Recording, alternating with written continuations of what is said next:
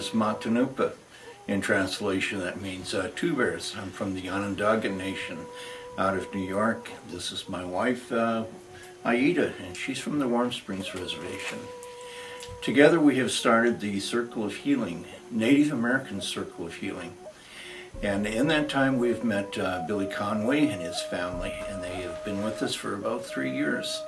And in that time they have done wonderful growth with healing with the Creator.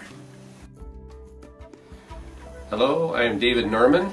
I work with North America Indigenous Ministries.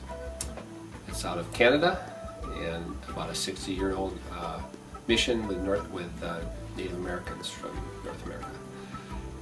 And we have been in Tacoma area for about 25 years.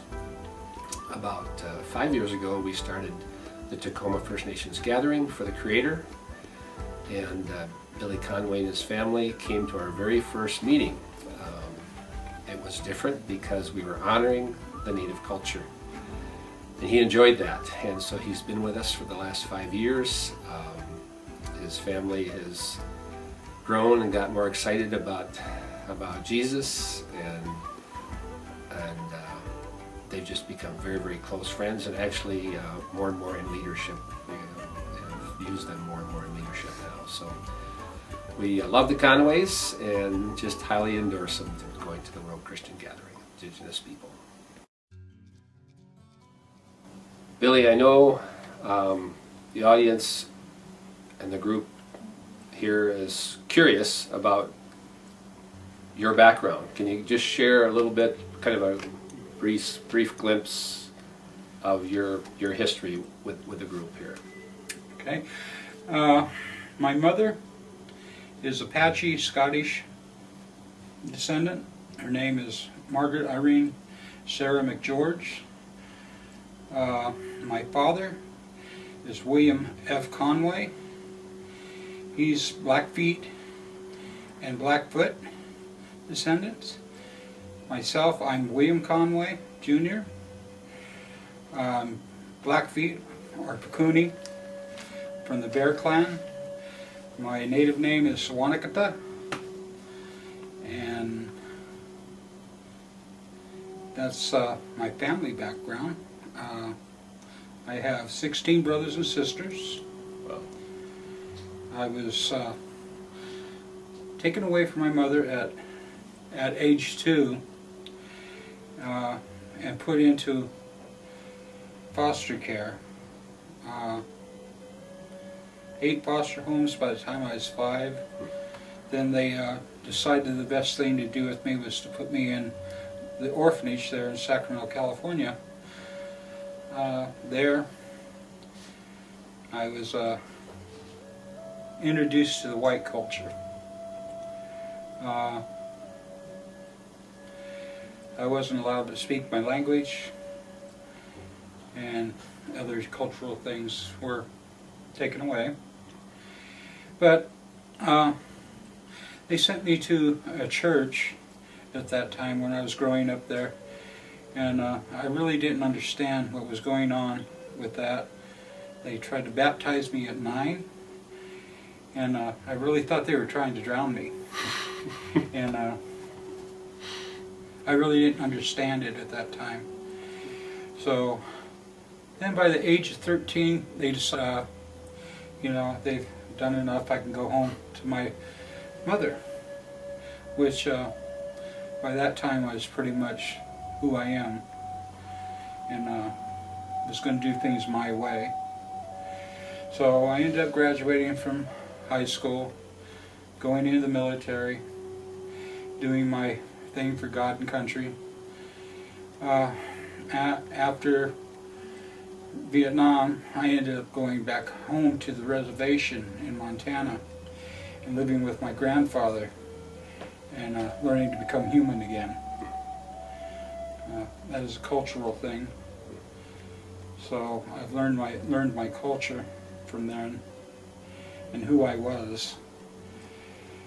And then I went back to California, got involved with a group called BFC, which is Bikers for Christ, and became a Christian then. And then I met, around that time, it was about 94, I met my wife, Cynthia. And we ended up moving up here to Tacoma for a 2-week vacation, which turned into about 18 years now. We were on the way back to the reservation, and my family here talked me into staying here for a little bit. A little bit of 18 years. And that's pretty much who I am. Well, I guess the next question would be, you're now involved with our monthly gathering, cultural gathering, and some of our circles. You're involved in different types of healing circles and wisdom circles and things. What brought you into those different contextual gatherings?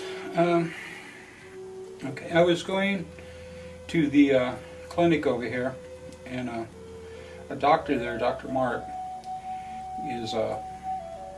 was my doctor, and he was telling me this new gathering that they were putting together, and I thought it was going to be another gathering of non-Indians telling Indians how to be Indians. Mm-hmm. So I actually had to go and see what it was all about, and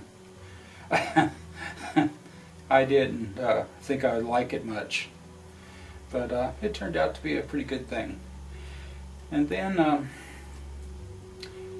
went to that, and the circles, a friend of mine was having a circle down in the basement, and he asked me if I would come to it. He actually wanted me to check out the guy that was leading it, and that would be Two Bears. One of your mentors now. He's my mentor now, one of my mentors. Yep. And he wanted me to make sure Two Bears was up and on level, that he wasn't trying to play little games. And that's how I got involved with it. And after 3 years, I'm still checking out Two Bears. But so far, he's been on the level. Good. Now, we've been talking about this World Christian Gathering of Indigenous people. Now, what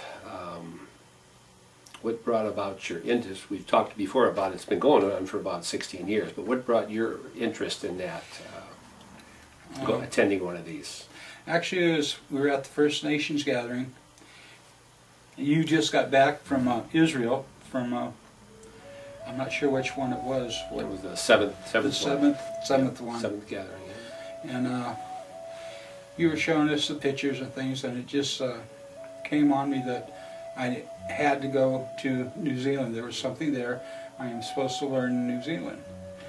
And basically it was because of you going there and showing us all the pictures is why I know I have to be there, and I will end up there. And that was a huge, probably the greatest thing my wife and I ever went to also, with the impact of seeing all those Native people worship God in their own language, in their own style of dancing their prayers, was an incredible just culmination of our vision for how to do ministry correctly. So I can understand your desire, and we as mentors, and I believe even the gathering in the circle people, they all know you, would love nothing better than to see you and Cindy and the kids attend this gathering in January. It's going to cost, with the 4 kids and plane fare and the conference fees and all those things, by the time you make gifts to bring to the people, that's part of the Native culture's gifting for everyone over there. It's going to cost close to $15,000 to do that in between now and January. It seems like kind of a daunting task to me. How do you guys feel about that? I feel that if I'm supposed to go there, it will happen. But we're working on it with having dinners and other projects to earn money. And we're also looking for prayer, of course. Yep. Prayer is always good. Yep. And if it's supposed to happen, it will happen. I really believe this. Yeah. And I agree with you. And I've seen many miracles, God doing these type of things. It's all about Him, and He does it. And the prayer thing is probably the most important. Important thing we did in our 25 years was having people pray for us daily. So I agree with you on that, and I know I can speak for your other mentors and all the other leadership teams from these different circles and our gathering, that we would all love nothing better than to see your family there. And we will do everything on our part to try to make that happen for you guys, because we know it'll impact your life, and therefore not just your life, because of the change in you will impact people from around the world. So we're going to do everything we can to get you there. Thank you. Welcome. Okay, what we'd like to do with the Conways is send them to the World Christian Gathering of Indigenous People. It actually has been going on for about 16 years now, every other year in a different country of the world. This year is going to be in New Zealand. The purpose of these gatherings is to enable Indigenous believers of Jesus Christ to meet and express themselves to God and to each other in ways which affirm godly Indigenous worship. The purpose for the gathering is not to romanticize culture, but give Indigenous people the freedom to express themselves to God and use these expressions to reach out to others. Hello, I'm Taylor Lee with North America Indigenous Ministries, serving with First Nations to reach all nations. I enthusiastically endorse and support the Conway family going to the World Christian Gathering of Indigenous People in New Zealand, and I ask that you would give generously to that project. Thank you.